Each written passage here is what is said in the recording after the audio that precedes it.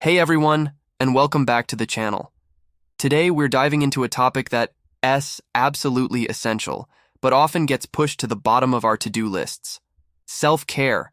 And I'm not just talking about bubble baths and face masks, although those can be great. We're going to talk about genuine deep self-care for both your body and your mind, because you can't truly have one without the other. Life gets so busy, right? Between work, school, family, and just trying to keep up, it's easy to forget that we need to recharge our own batteries. But here's the thing, you can't pour from an empty cup. Taking care of yourself isn't selfish, it's necessary. It's what allows you to show up as the best version of yourself for everyone and everything else in your life. So, if you've been feeling drained, overwhelmed, or just a bit disconnected, you're in the right place. Let's explore some simple, practical ways to start taking better care of our amazing selves, starting right now. First up, let's talk about our physical well-being. This is the foundation. When your body feels good, it's so much easier for your mind to feel good too. Think of your body like a high-performance car. You wouldn't put cheap, low-quality fuel in a Ferrari, would you? The same goes for us. What we eat directly impacts our energy levels, our mood, and our overall health. I'm not saying you need to go on some extreme diet. It's about nourishment. Think about adding more whole foods into your day, more fruits, more vegetables, more lean proteins. One simple trick is to eat the rainbow. The more natural colors on your plate, the more diverse the nutrients you're getting, and don't forget to hydrate. So many of us are walking around slightly dehydrated, which can lead to headaches, fatigue, and brain fog. Try keeping a water bottle with you throughout the day. It's a small change that makes a huge difference. Food is fuel, so let's choose the good stuff. Next, let's get moving. Our bodies were designed to move, not to sit at a desk or on a couch for 8 hours straight. Exercise is one of the most powerful tools we have for both physical and mental health. When you move your body, it releases endorphins, which are natural mood boosters. You know that amazing feeling after a good workout? That's what I'm talking about. And exercise doesn't have to mean spending hours at the gym if that's not your thing. It could be a brisk 20-minute walk during your lunch break, a dance party in your living room, stretching, yoga, riding a bike, or playing a sport you love. The key is to find something you genuinely enjoy, because that's what you'll stick with. Don't think of it as a punishment for what you ate. Think of it as a celebration of what your body can do. Even small bursts of movement throughout the day can break up a sedentary routine and re-energize your body and mind. So, what's one fun way you can move your body this week? The third pillar of physical self-care is sleep. Oh, sleep. It's the ultimate reset button, and honestly, it's a non-negotiable. We live in this hustle culture that sometimes glorifies a lack of sleep, but it's incredibly counterproductive.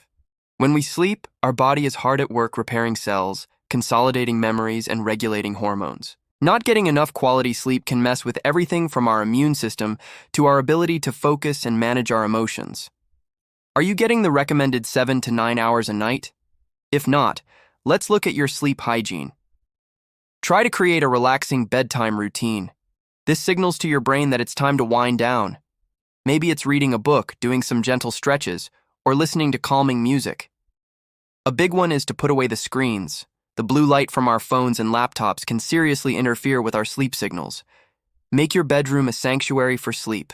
Cool, dark, and quiet. Prioritizing sleep is one of the most profound acts of self-care you can perform. Okay, so we've covered the body. Now let's transition to our emotional and mental self-care, which is just as crucial. Our inner world needs just as much attention as our outer world. A great place to start is by simply checking in with yourself. How often do you pause and ask, how am I really feeling right now? Not the automatic I'm fine, but a genuine, honest check-in. We get so used to pushing our feelings aside to get through the day, but those emotions don't just disappear. They build up. A simple practice is to take a few moments each day, maybe in the morning or before bed, to just sit quietly and notice what's going on inside. Are you feeling anxious, happy, sad, frustrated? Don't judge the feeling, just acknowledge it. You can even try journaling. Writing down your thoughts and feelings is an incredibly powerful way to process them. It's like having a conversation with yourself, helping you understand your own mind a little better. This simple act of awareness is the first step toward managing your emotional well-being. Another vital part of emotional self-care is setting boundaries. This is a big one for so many of us. Boundaries are basically the limits we set to protect our own energy, time, and mental health. It's about learning to say no to things that drain you so you can say yes to things that fill you up. It's not about being mean or unhelpful. It's about respecting your own capacity. Maybe it's saying no to taking on another project at work when your plate is already full. Maybe it's limiting your time with people who consistently leave you feeling drained. Or maybe it's setting a boundary with yourself, like not checking work emails after 7 p.m. Setting boundaries can feel uncomfortable at first, especially if you're a people pleaser. But every time you enforce a healthy boundary, you're sending a powerful message to yourself. I matter, my well-being matters. It's an act of self-respect, and it's essential for preventing burnout and resentment. Now, let's talk about finding your joy. What truly lights you up? In the hustle of daily life, we often forget to make time for hobbies and activities that are purely for fun. This isn't about being productive or achieving a goal. This is about play. It's about connecting with that part of you that feels curious, creative, and joyful. What did you love to do as a kid? Drawing, playing an instrument, building things, exploring nature? Chances are, a part of you still loves those things. Reconnecting with a hobby can be an amazing form of mental escape and a way to express yourself. It could be gardening, baking, learning a new language, photography, anything. Schedule it into your week, just like you would a doctor's appointment. This joy time is an appointment with yourself, and it's just as important. It refills your creative well and reminds you that life is not just about responsibilities, it's also about passion and delight.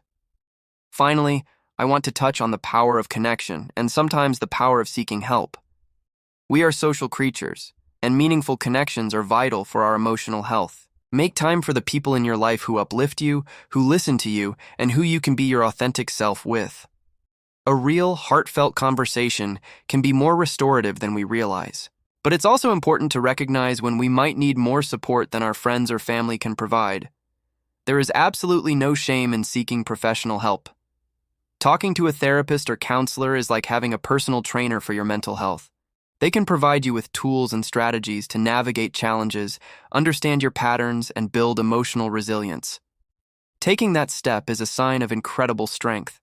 Remember, taking care of your mental health is just as important as taking care of your physical health. If you are struggling, please know that help is available and you don't have to go through it alone. So, let's recap. True, holistic self-care is about honoring both your body and your mind. For your body, focus on nourishing it with good food and plenty of water, moving it in ways you enjoy, and giving it the restorative gift of sleep. For your mind, practice checking in with your emotions, dare to set healthy boundaries, make time for joy and play, and never be afraid to lean on your support system or seek professional help when you need it. Remember, self-care isn't a one-time fix. It's an ongoing practice, a continuous conversation you have with yourself. It's about making small, consistent choices every day that say, I value myself. It won't always be perfect, and that's okay.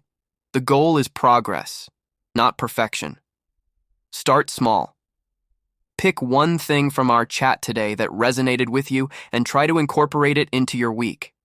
You are worthy of this care. You are deserving of this attention, and you have the power to create a life that feels good from the inside out. Thank you so much for spending this time with me today. I hope this has given you some inspiration to put yourself a little higher on your own priority list. What's one self-care act you're going to commit to this week? Let me know down in the comments. I'd love to hear from you and we can all inspire each other. If you found this video helpful, please give it a thumbs up and consider subscribing for more content on living a healthier, happier life. It really helps the channel out.